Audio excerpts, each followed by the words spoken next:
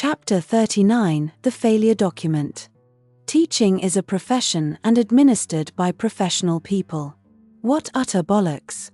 The first part may be right, but the second certainly isn't. I've met more professionalism in some bricklayers and joiners than I have in some teachers. I can remember being sat in the smoke room at Broadacre Secondary, a small cupboard of a room nested at the back of the main staff room, and listening to two teachers backbite about another teacher. If you're on a PGCE or a supply teacher, the real teachers don't notice you. You're invisible, and so was I, there on that afternoon listening to these two professionals stabbing another professional in the back. Moments later, the teacher who was being stabbed in the back entered the smoke room, and the malicious gossip ceased, and idle chatter took its place.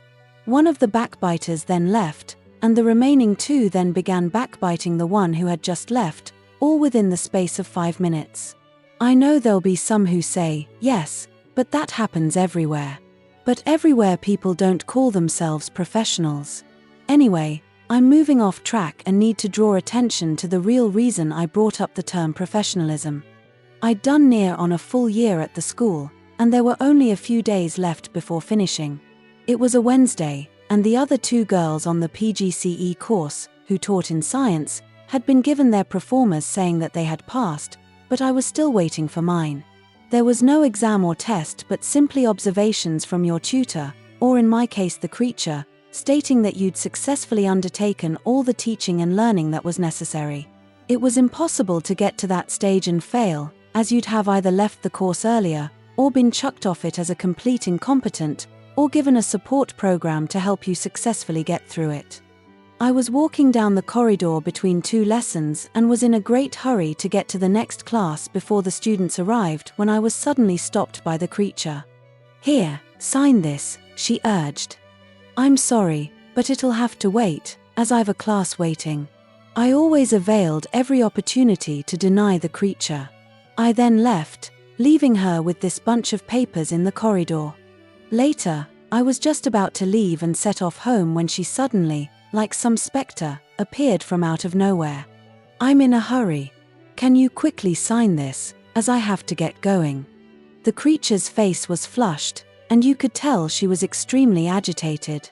My suspicion was roused. I took the papers and began to read the first page. She was desperate for me to sign. "Can you just sign the paper, and I can get off?" "No, I cannot, and I will read it first."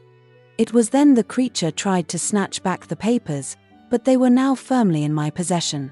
I quickly read the part which she wanted me to sign. It was an acknowledgement that I'd failed the course. I kept my temper and moved towards the photocopying machine. "Just sign the damn thing, will you?" "No, I'll photocopy it, and you can have the photocopy, and I'll keep the original to take back to the university, as they'll want to contact your head to discuss this, don't you think?" I gave her an ironic smile, and she didn't wait for the copy, but headed out quickly from the staff room. I photocopied the pages and then went into the smoke room to read them. Unbelievable.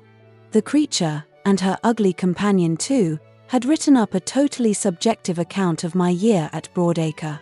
They didn't submit one piece of credible or factual evidence that I'd not performed adequately. It was a mishmash of emotional rubbish. And they wanted to surreptitiously get me to sign it in the corridor. I rang the university and headed off there on the bus. Samantha met me, and we discussed the options. She wanted to go in all guns blazing and drag out the head teacher for allowing such professionals to practice in a school.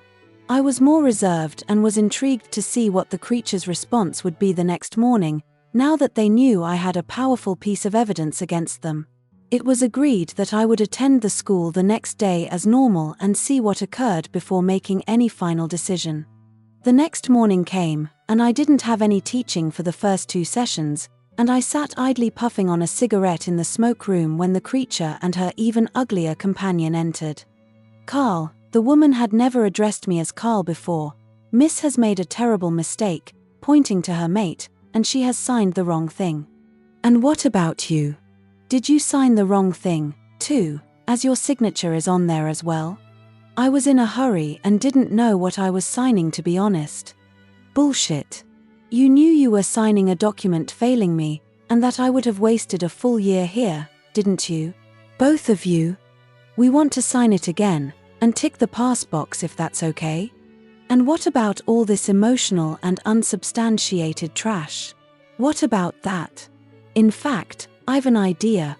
The two creatures looked at one another, fearing what was about to be done. I couldn't resist sucking every ounce of revenge from these two so-called professionals. I'll tell you what we'll do.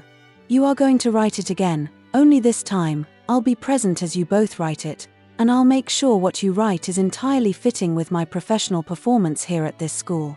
Failing that, the university wants to drag in your head teacher and have you both disciplined, but I fear that's all it'll be, and once I'm gone, things will be back to normal for you both, and I wouldn't have had any enjoyment from it. Now, do you have a blank proforma? All three of us then headed off to the classroom, where a blank proforma was retrieved. We sat around a desk, and I began, "We'll start with you writing down, Karl has been an exceptional student to have at Broadacre." When the two creatures had signed and finished one of the finest eulogies ever given to a student, I gave them back the two old copies.